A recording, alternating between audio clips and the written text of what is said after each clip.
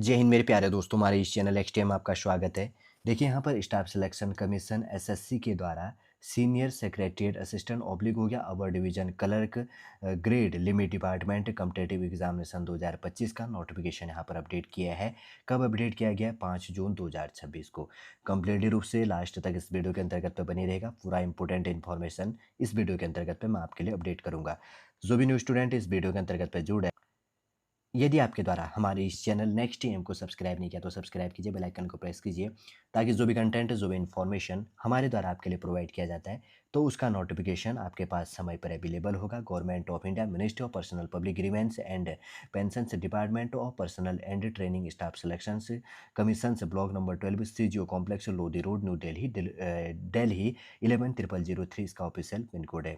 Senior secretary assistant oblique है upper division clerk grade limited department competitive examination 2025। सबसे पहले अगर बात करेंगे तो date for submissions of online application की बात करेंगे तो 5 जून 2026 से लेकर 26 जून 2026 तक आप अप्लाई कर सकते हैं। Last date and time for receipt of online application की बात करेंगे तो 26 जून 2026 से। Schedule of computer based examination की बात करेंगे तो जुलाई अगस्त 2026 में आपका एग्जाम हो जाएगा।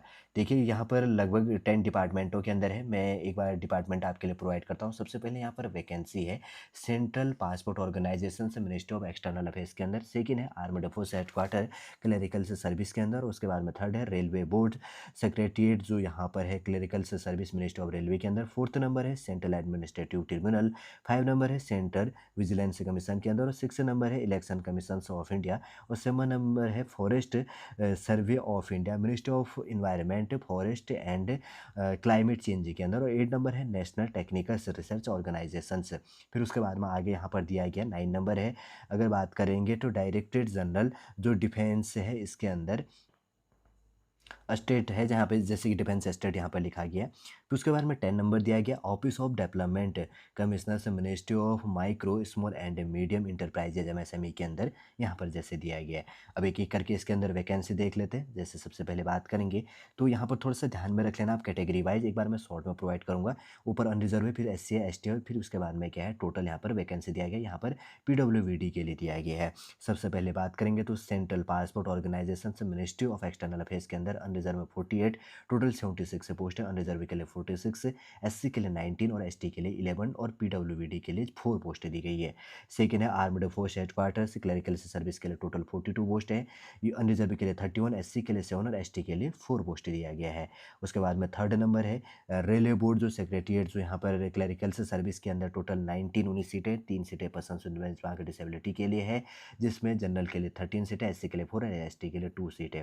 फोर्थ नंबर है सेंट्रल एडमिनिस्ट्रेटिव ट्रिब्यूनल के अंदर टोटल 24 है, जिसमें जनरल के लिए यहाँ पर 15 और एससी के लिए 6 और एसटी के लिए 3 है।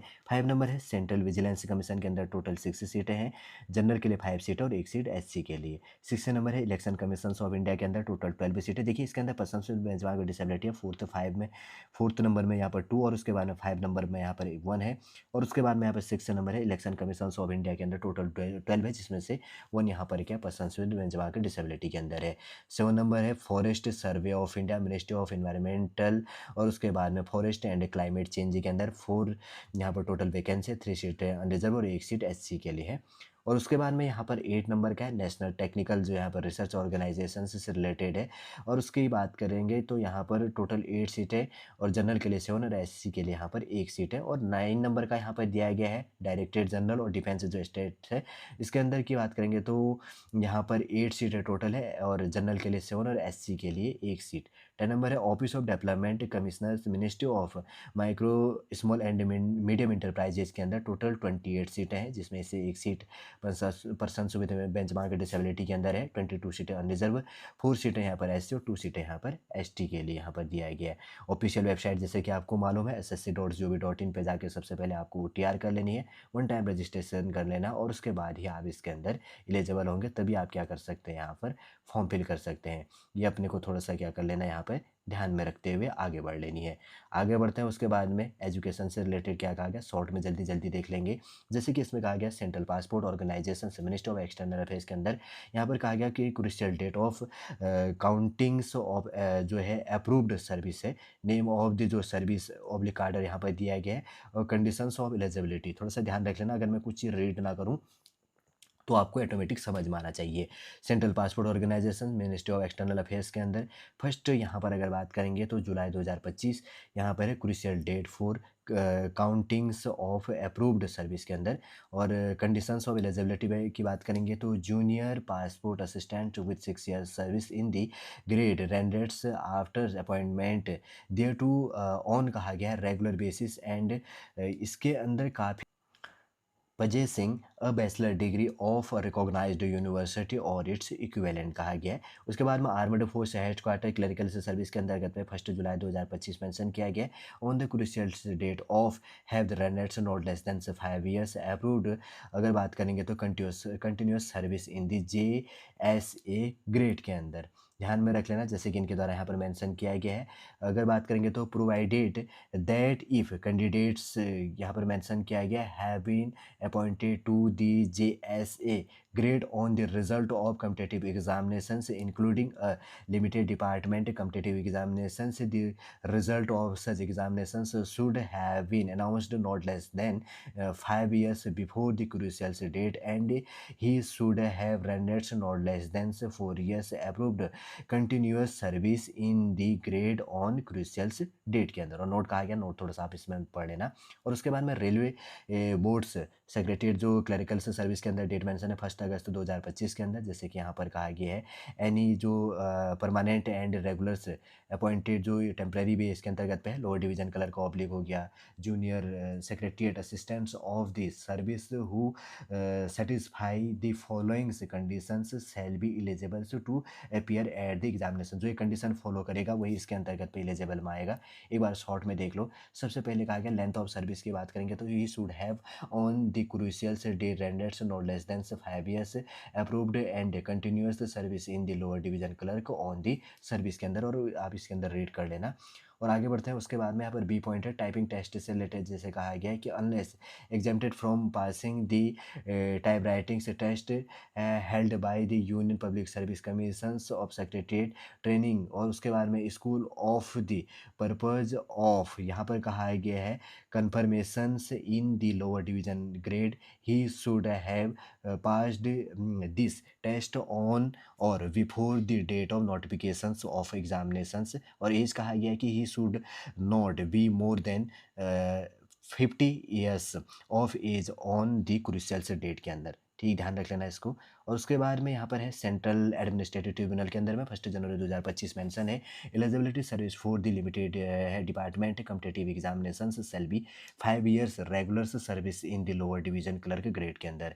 फिर उसके बाद में है सेंट्रल विजिलेंस कमीशन के अंदर में 1 जनवरी 2025 मेंशन है, जिसके अंदर कहा गया है जूनियर सेक्रेटरी असिस्टेंट हो गया who have runners 5 years of regular service in the level in पे मैट्रिक्स के अंदर। फिर उसके बाद में इलेक्शन कमीशन ऑफ इंडिया के अंदर है 1 जुलाई 2025 के अंदर junior secretary assistant lower division clerk who have completed a minimum of 3 years regular service in the grade is eligible for limited department competitive examination कहा गया है। और आप इसमें थोड़ा सा पढ़ लेना, बहुत सारे पॉइंट यहाँ पर दिया गया है।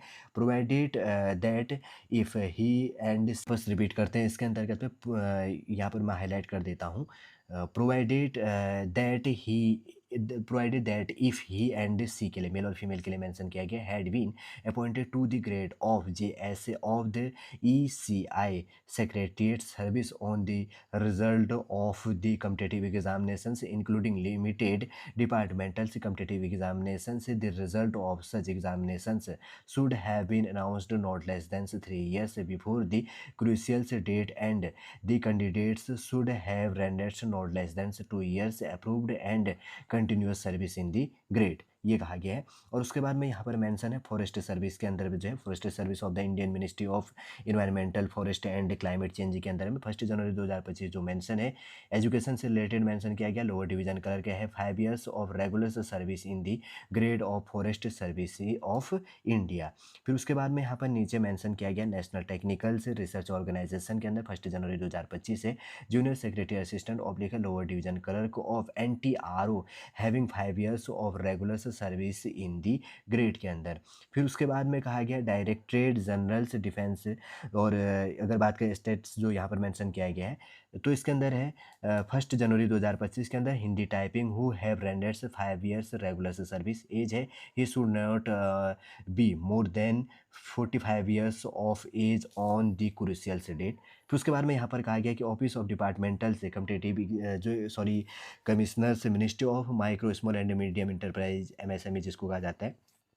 यहाँ पर डेट मेंशन है 1 जनवरी 2025 जिसमें है एजुकेशन से related junior division clerk of MSME DO in the level second as per 7 CPC with 5 years of regular service in the grade. और ये नोट थोड़ा सा आपके पास में समय है तो आप इसको रीड कर लीजिएगा।